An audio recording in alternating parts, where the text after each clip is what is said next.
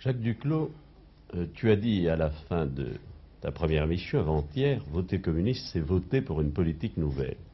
Je crois en effet que les communistes sont contre la politique qui a été menée jusqu'ici, mais ils ne sont pas seulement des contestataires, ils proposent une solution positive de rechange, ils ont un programme dit de démocratie avancée sur le plan politique, sur le plan social, sur le plan économique. Je propose qu'aujourd'hui on s'en tienne, comme nous avons seulement 10 minutes, aux questions économiques, encore que les questions de liberté, par exemple, sont très importantes, nous y reviendrons, ainsi que sur les questions sociales.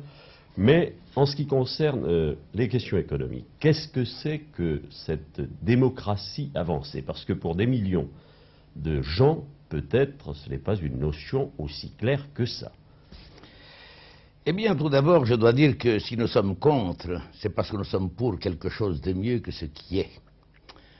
À la vérité, notre démocratie avancée comporte 3 volets. Le volet politique, le volet social, le volet économique, sans parler de la politique extérieure. Je suis bien d'accord pour ne parler aujourd'hui que de la politique économique. Bien, la politique économique, comment la voyons-nous? Au fond, il y a dans notre pays, comme dans tous les pays capitalistes, de grandes puissances économiques, de grandes banques, de grandes entreprises qui détiennent le monopole dans certains secteurs de l'industrie, qui disposent de moyens économiques formidables et qui par cela même jouent un rôle politique, influencent le gouvernement, donnent même des ordres au gouvernement et développent leur activité non pas dans le sens de l'intérêt national, mais pour leur profit. C'est le profit seul qui compte pour ces puissances économiques, ces puissances qui dominent notre pays. C'est dans ces conditions-là que les maîtres de ces grands trusts, puisque on appelle trust ces grandes sociétés capitalistes, ne se soucient pas le moins du monde de la mise en harmonie de l'économie nationale. Ils sont même à l'origine du caractère désertique qui s'établit dans certaines régions de France. Et c'est pourquoi nous sommes d'avis qu'il faut nationaliser ces grandes entreprises et ces grandes banques. Je m'excuse, ces trusts, est-ce que c'est parce qu'ils sont particulièrement méchants ou bien est-ce que c'est pour d'autres raisons? C'est leur logique même. Il ne peut pas y avoir de trust s'il n'y a pas de profit capitaliste. Ils travaillent pour le profit capitaliste. Il n'y a pas de raisons humaines qui tiennent les ouvriers, les ingénieurs, les cadres, les techniciens sont, pour les maîtres des trusts, de simples machines à produire du profit capitaliste. Mais c'est tout à fait déshumanisé. Et l'intérêt national n'entre jamais en ligne de compte pour ces gens-là, parce que d'ailleurs, il y a une interpénétration de grandes sociétés étrangères les unes les autres. Par conséquent, l'intérêt capitaliste l'emporte sur l'intérêt national. Et nous considérons qu'il est de l'intérêt économique de la France et de l'intérêt même de l'indépendance nationale de procéder à la nationalisation de ces grandes banques et de ces grandes entreprises. Et il ne s'agit pas de les nationaliser comme on a par exemple nationalisé les chemins de fer et l'électricité jusqu'à maintenant. Il faut assurer leur gestion démocratique. Et il ne faut pas que ces entreprises nationales servent les trusts, parce que par exemple maintenant, eh bien le courant électrique que tu payes, que je paye moi, à un prix déterminé, que les petits industriels payent à un prix déterminé, est vendu au-dessous du prix de revient à des grandes entreprises comme Péchinet. Par conséquent, il y a là quelque chose d'anormal. De même que pour la SNCF, il y a des prix de transport qui ne correspondent pas du tout au prix de revient. Par conséquent, les trusts, les entreprises nationales aujourd'hui ne servent pas l'intérêt public, elles servent davantage l'intérêt de quelques trusts que l'intérêt de la nation. Voilà pourquoi il faut non seulement nationaliser ces entreprises, mais il faut les gérer démocratiquement. La participation. Oui, c'est pourquoi il faut qu'il y ait un contrôle des organisations ouvrières et une participation effective des travailleurs à la gestion de ces entreprises nationales.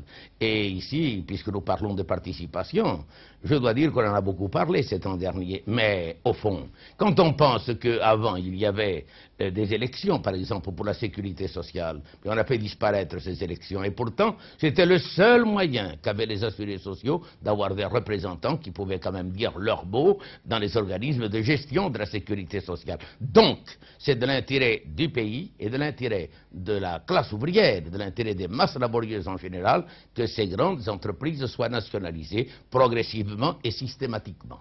Bien, mais ça, je pense enfin que ce sera justice, enfin, parce que ce sera mettre un terme à un certain nombre de privilèges. Je crois qu'il y a beaucoup de gens aussi qui peuvent être d'accord avec cela. Mais est-ce qu'il s'agit seulement de mettre un terme à ces privilèges? Est-ce qu'il s'agit seulement d'améliorer la répartition? Est-ce qu'il ne faut pas aussi développer la production? Mais évidemment, il s'agit pour nous de développer la production. Parce qu'enfin, et c'est pourquoi nous parlons, d'élaborer un plan et de l'élaborer démocratiquement, avec la participation des organisations démocratiques et en premier lieu des organisations syndicales. Il faut que ce plan soit élaboré de telle manière que l'on mette en application une politique permettant d'utiliser au mieux toutes les ressources nationales. Parce qu'au fond, il y a l'abandon de certaines richesses nationales du fait de la politique des trusts. Il faut mettre un terme à cela. Et il faut produire pour le bien des hommes. Parce qu'enfin, quand nous voyons le régime que nous avons sous les yeux, quand nous voyons ce régime qui en vient à produire non plus pour le bien des hommes, mais pour le profit, eh bien, que constatons-nous? On constate ceci. On a par exemple, il y a quelques années, payé des vignerons pour qu'ils arrachent leurs vignes. On a donné de l'argent à des paysans pour qu'ils plantent des arbres fruitiers. Et l'année dernière, il y avait trop de pêche. On a utilisé du mazout qui coûte cher encore pour détruire ces pêches, pour les rendre inconsommables, alors qu'il y a en France des gens qui auraient bien mangé ces pêches-là. Il y a de pauvres vieux, de pauvres gens qui n'avaient pas de quoi acheter cela. Eh bien, un régime qui en arrive à de telles contradictions, c'est un régime qui est condamné, c'est un régime qui ne peut pas durer éternellement. Et c'est pourquoi nous sommes partisans du socialisme. Bien. Voilà pourquoi nous envisageons l'avenir. Et c'est pourquoi, quand je dis que je représente une politique d'avenir, ce n'est pas une fanfaronnade. Je suis conscient de représenter cette politique-là. Oui, mais alors, il y en a certains, tu le sais, qui ont quand même peur, certains qui nous accusent de vouloir nationaliser, y compris les petites boutiques, en vertu de tout mettre en commun, en vertu de ce fait que la propriété, ce serait le vol. La propriété, c'est le vol. Oh, mais là, tu me tends un piège, là, attention. La propriété, c'est le vol, c'est une formule que je n'ai jamais faite mienne, moi. Hein. Et c'est une formule qu'aucun marxiste n'a jamais prise à son compte. Elle est de Proudhon, et Proudhon, c'est un personnage sur lequel il y a beaucoup de choses à dire, mais nous n'avons pas le temps de le faire aujourd'hui. Marx n'a jamais utilisé cette formule. D'ailleurs, il y a deux sortes de propriétés. Il y a la propriété des moyens de production qui servent à exploiter d'autres hommes, et puis il y a la propriété fruit du travail et de l'épargne. Oui, je sais bien, alors si je veux pousser les choses plus loin.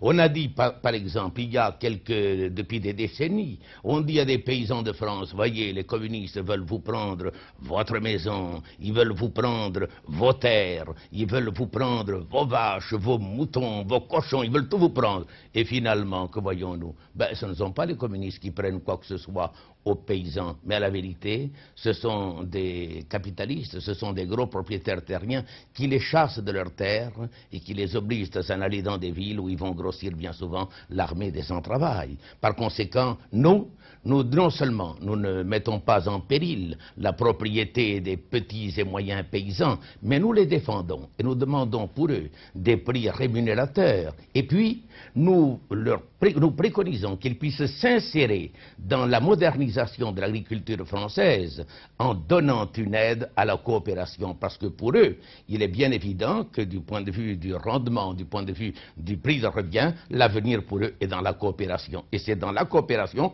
que pourront subsister et se développer les exploitations familiales. Voilà par conséquent pour les paysans. Il y a aussi des commerçants et artisans à qui on a dit les communistes veulent vous prendre vos boutiques, vos ateliers. Ben non, ce n'est pas de ça. Il s'agit, ce sont les grandes sociétés commerciales qui les leur prennent. Et nous les défendons. Nous les défendons aujourd'hui Et je dis que même demain, dans un régime socialiste, ils auront leur place parce que ce sont des techniciens de la distribution qui seront utiles. Et je prétends qu'il ne s'agit pas seulement de produire des biens, de produire des richesses pour le plaisir de produire, encore faut-il que les biens de consommation soient mis à la disposition des consommateurs, à la disposition des masses laborieuses.